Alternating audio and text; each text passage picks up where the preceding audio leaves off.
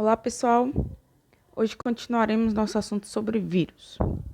Bom, primeiro nós vamos falar da temática de vírus e câncer. O câncer, ele é um termo que vai abranger dezenas de diferentes tipos de doenças malignas que têm em comum um crescimento não ordenado de células e que elas podem invadir os tecidos ao lado e também vários outros órgãos mais distantes no corpo, de forma sistemática.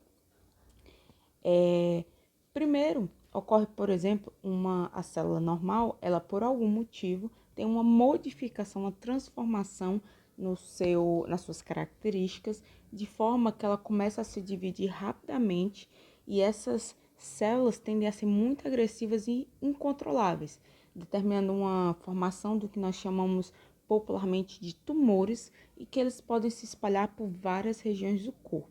Existem, portanto, diferentes tipos de câncer devido principalmente aos tipos de células diferentes que nós temos no nosso corpo. Existe também alguns desses tipos de câncer que podem ser motivados ou ter uma relação com uma infecção viral. Tá? Em relação entre câncer e vírus, ela foi demonstrada em 1908 por dois pesquisadores, dois virologistas, Wellen e Olaf, que são dinamarqueses, e eles tentaram isolar o vírus que causava leucemia em aves, ou a leucemia aviária. E a origem viral do câncer, ela pode acabar tendo, muitas vezes, não ser conhecida por várias razões. Entre elas, primeiro porque a maioria das partículas de vírus é infectiva, mas não necessariamente ela está relacionada ou causa câncer. Segundo, o câncer ele se desenvolve somente muito tempo depois que ocorreu a infecção viral, se esse câncer foi de origem viral, né, teve alguma influência.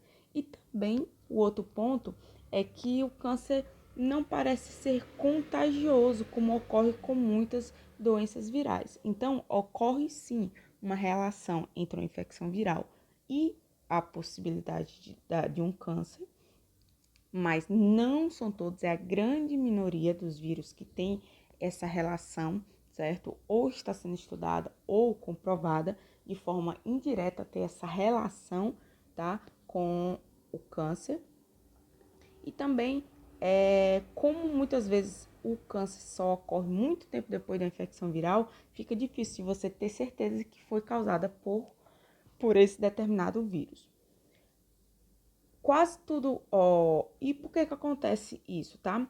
Porque quase tudo que pode alterar o material genético de uma célula eucariótica, ela tem um potencial de transformar a célula, né, que é normal, em uma célula cancerosa. E essas alterações que acabam tendo uma alteração na parte genômica da célula, como nós vimos nos processos reprodutivos da última aula, elas são chamadas de oncogenes. Antes, se achava que o genoma viral normal, tá, que causavam isso, mas observou-se, principalmente no estudo que levou ao Prêmio Nobel de Medicina de 89, que os genes que acabavam induzindo câncer, que são transmitidos por vírus, na verdade, eles são derivados de células animais, certo?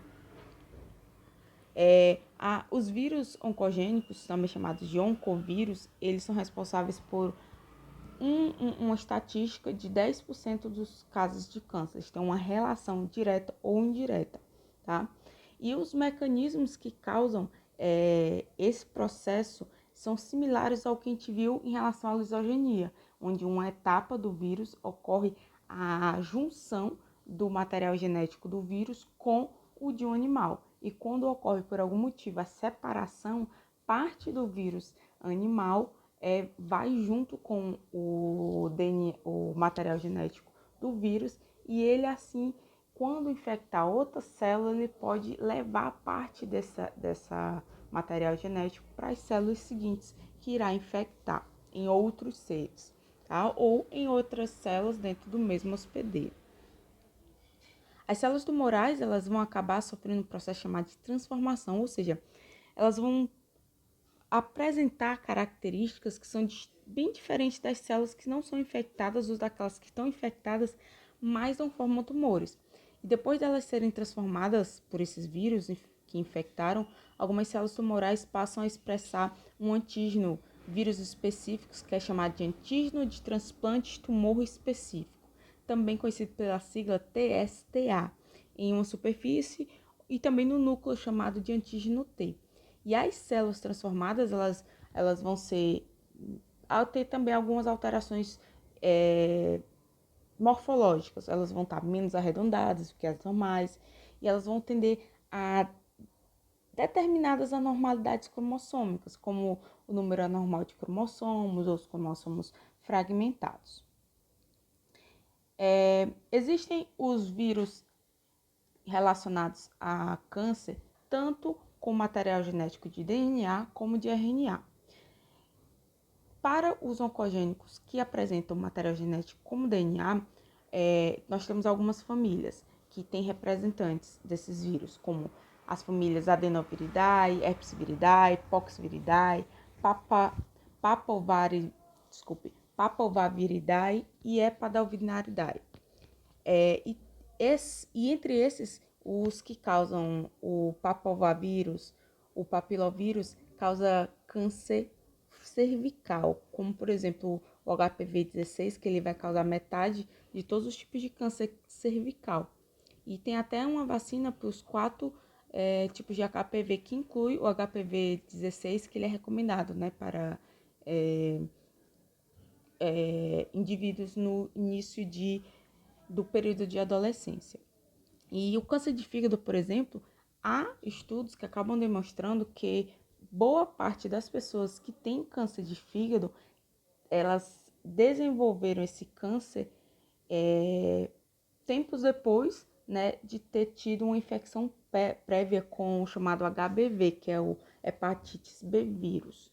Não significa que todo câncer de fígado é causado por um vírus, tá? Mas há uma relação nas pessoas que tiveram essa infecção e desenvolveram câncer posteriormente.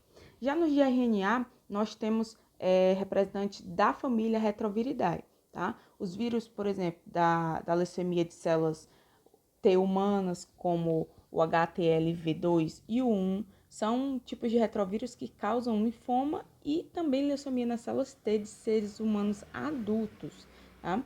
E outros exemplos, temos os sarcoma felino, aviário, o câncer de mama dos camundongos, entre outros. Aí aqui vem uma pergunta: como é que um vírus de RNA pode causar câncer se não possui um DNA para ser inserido no genoma da célula hospedeira? Tá? A capacidade desses retrovírus de iniciar, né, um processo de produção de tumores, ela está relacionada principalmente à produção da transcriptase reversa, que essa enzima vai possibilitar a produção de uma fita de DNA a partir de uma fita de RNA. Então, o provírus, que é aquela molécula de DNA de fita dupla sintetizada a partir do RNA do vírus, ela vai ter a possibilidade agora de se integrar e se misturar com o DNA da célula hospedeira. Assim você vai ter um material genético novo, que foi adicionado ao genoma do hospedeiro, e essa é o principal motivo, né, a principal razão pela qual os retrovírus eles acabam contribuindo por câncer, porque eles acabam alterando parte do material genético que era normal e natural da célula, tá? E isso pode trazer consequências graves para as propriedades, as características naturais da célula hospedeira, certo? E uma dessas consequências pode ser a reprodução desordenada, tá? E outras modificações metabólicas que podem levar à produção de tumores. Alguns dos retrovírus, eles possuem oncogenes, tá? Aí já outros, eles são promotores que ativam esses oncogenes, ou eles podem ser alguns fatores estarem relacionados com fatores causadores de câncer. Aqui nessa imagem nós temos um um processo, tá? Ilustrativo de como ocorre essa replicação, essa inserção, né, do DNA produzido a partir de uma fita de RNA com o uso de transcriptase reversa, e ele sendo inserido no material genético de uma célula hospedeira. Existem 3 tipos básicos de infecção viral, tá? O que nós chamamos de infecção aguda, que é aquela que ocorre pouco tempo após a infecção e ocorre uma rápida reprodução viral, que é o que nós estamos aqui em vermelho. Já a parte do gráfico em azul é o que é chamado de infecção persistente, que é aquela que vai durar um pouco mais de tempo. Pode ser que você nem tenha os sintomas, mas por algum motivo lá na frente ela vai trazer os sintomas e causar alguma doença. Nós temos a infecção latente, que é essa que os vírus vão causar. Esse tipo de infecção, eles vão estar naquele modo similar ao que nós vimos o processo lisogênico de reprodução. Então, ele vai estar ali guardadinho. Então, ele vai estar em equilíbrio com o hospedeiro por um longo período sem causar aquela doença. Mas, e pode ser até por anos, certo? Mas vai ter um momento que por algum motivo, seja por uma baixa na imunidade, ele simplesmente surge. Um exemplo clássico é o herpes labial, em que muitas pessoas, a população mundial, a boa parte dela possui esse vírus, tá? Mas na forma latente. Porém, quando ocorre algum probleminha, tá? Esses vírus que estão nas células nervosas, aí ocorre, por exemplo, um estímulo como uma febre, sei lá, quando você toma sol excessivamente em uma área do corpo, aí ele vai reaparecer, tá? Mas das pessoas que têm apenas em média de 10 a 15% é que apresenta algum tipo de sintoma. Aqui nós temos um exemplo de infecção latente, tá? A infecção latente como por exemplo, o vírus da catapora, que é dos gêneros varicelovírus, ele pode também tanto causar a doença, né, da catapora, como também ele pode ficar na forma latente. E essa doença, e causar uma doença de pele posterior, né, chamados de herpes zoster, tá? Porque o que acontece? O vírus, ele tá na pele, aí ele passa pro sangue, e do sangue ele vai pros nervos e fica lá de forma latente. Aí, quando tiver alguma mudança no sistema imunológico, tá? Ele pode começar a se desenvolver na chamada herpes zoster. E esses exantemas, né? Essas manchas com essas, digamos, com essas vesículas, né? Elas vão aparecer na pele ao longo de nervos, certo? Por isso que são locais, assim, bem específicos. E ela vai acometer mais ou menos de 10 a 20% das pessoas que tiveram varíola. A infecção crônica persistente, tá? É o que nós chamamos, ela pode ser chamada de crônica ou persistente, tá? Porque ela ocorre gradualmente ao longo de um período, tá? Que é essa que nós estamos em azul no gráfico, e ela acaba geralmente sendo tipicamente até fatal, dependendo do indivíduo que já é acometido. Exemplo, o vírus que causa o sarampo, ele é responsável por uma forma muito rara da chamada SSPE, tá? Que é uma sigla para panencefalite aguda esclerosante, certo?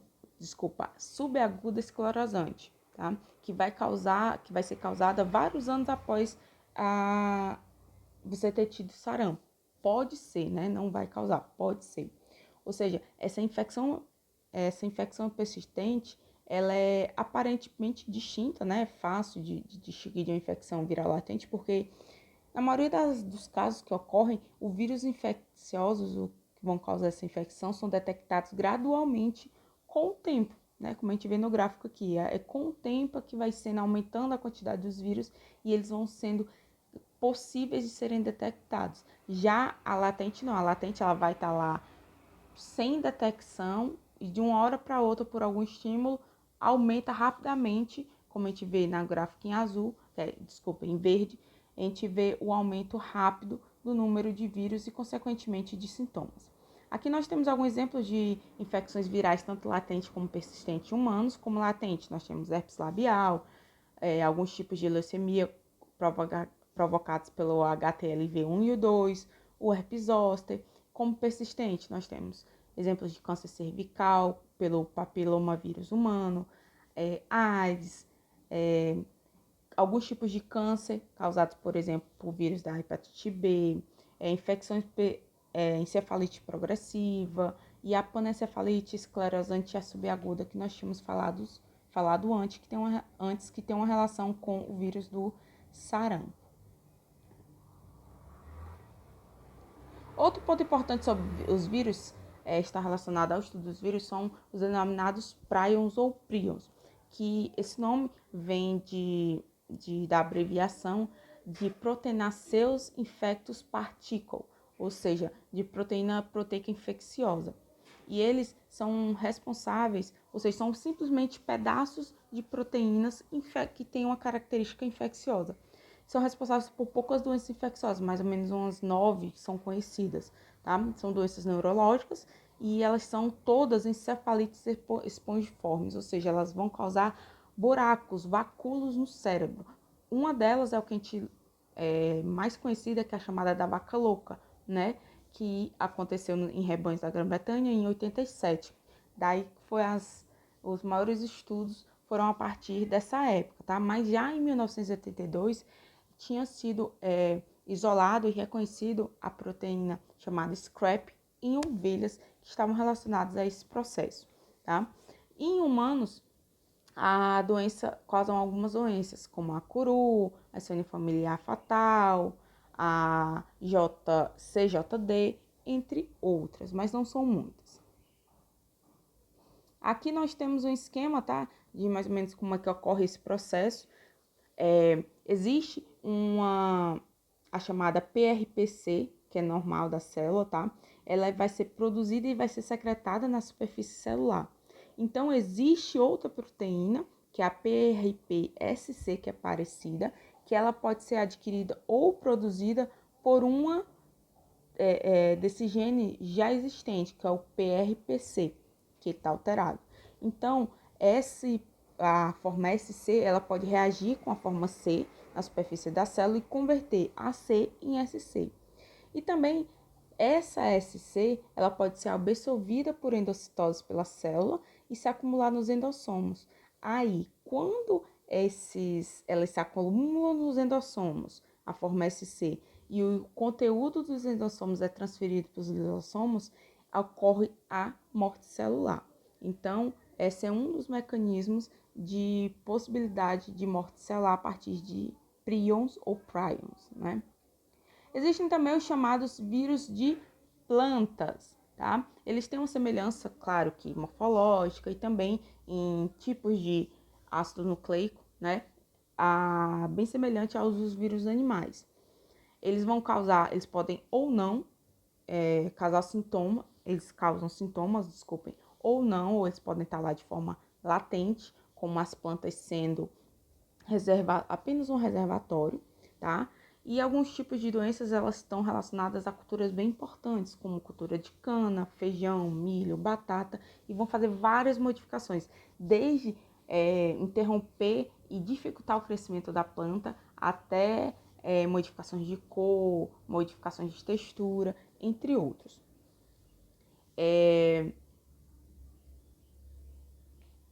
As células vegetais, elas naturalmente têm uma proteção, tá? Diferente das células animais, que seria a parede celular. Isso, por si só, já seria uma grande proteção para as células vegetais contra a infecção por vírus e uma grande vantagem das células vegetais em relação às células animais.